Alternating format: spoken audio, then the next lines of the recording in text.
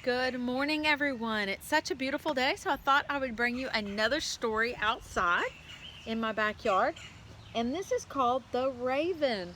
I don't know if you can hear the chirping in the background. It's a bird, not a raven, but this is called a folk tale, and it's a trickster tale from the Pacific Northwest.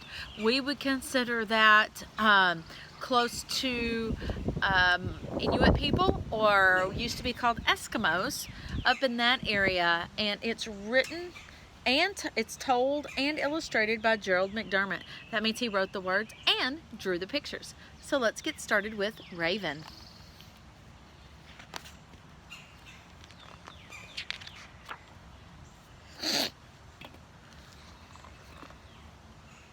Raven came. All the world was in darkness. The sky above was in darkness. The waters below were in darkness.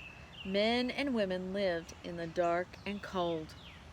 Raven was sad for them. He said, "I will search for light." Everything's gray except for the raven.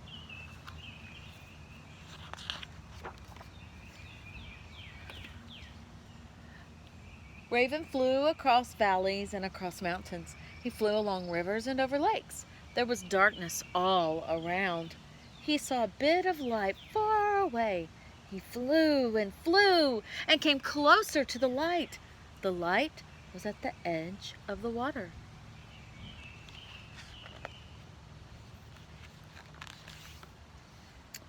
The light came from the house of the sky chief, and it was shining.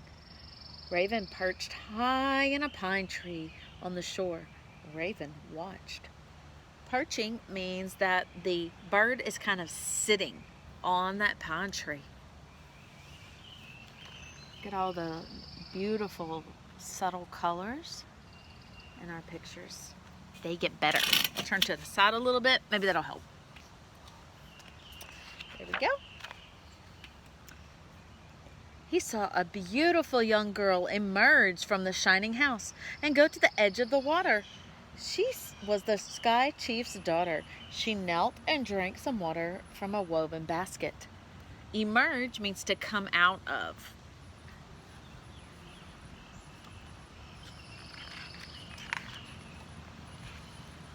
The raven changed himself into a pine needle. He fell down from the tree and floated on the water. When the girl drank again, she swallowed the pine needle. Look, there's that tiny little pine needle.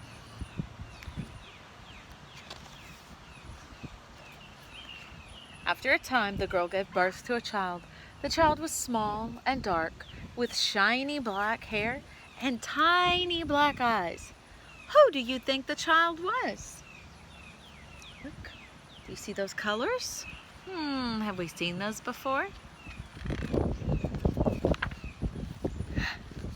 It was Raven. Raven had been reborn as a boy child. The sky chief was delighted with his daughter's child. He called him grandchild. He played with the boy and carved toys for him. He invited the elders to come and see the curious, wonderful child. Do you get to play with your grandpa?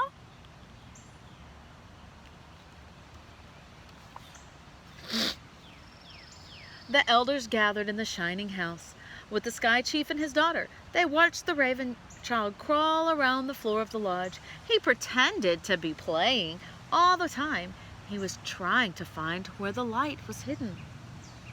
He saw a box in the corner of the lodge. Can you find the box? Good job.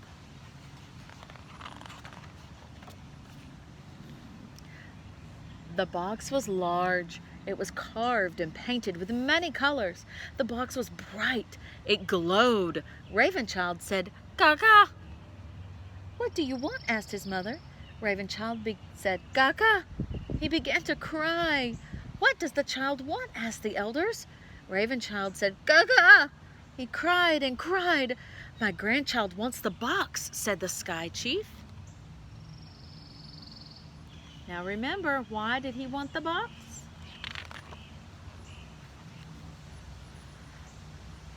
The young woman placed the box in front of the raven child, but he continued to cry.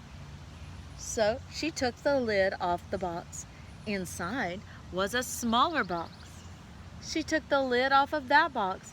Inside was a smaller box. So we have large, medium, and small. They fit inside each other. His mother took the lid off that box and light poured out of it. Light flooded the room. Inside the box was a shining ball, blazing with light. What do you think the ball was? It was the sun. Give him the ball, said Sky Chief.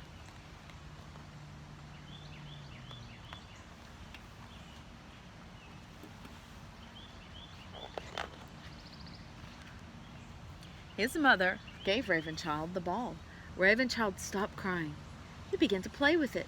He rolled it around the floor of the lodge. Gaga! Then he changed into a bird. Ha ha! He became a raven once again. Caw-caw! Wow! Sky Chief, his daughter, and the elders looked on in amazement. Raven plucked up the ball of light in his beak, flew through the smoke hole of the lodge, and disappeared into the dark sky.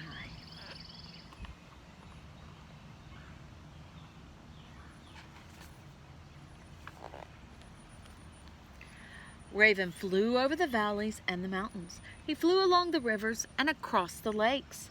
Raven threw the sun high into the sky, and it stayed. This is how Raven stole the sun and gave it to all the people. Now look, with the sun, how different the colors look. There are bright greens and whites and blues and browns. We couldn't see them before because it was dark.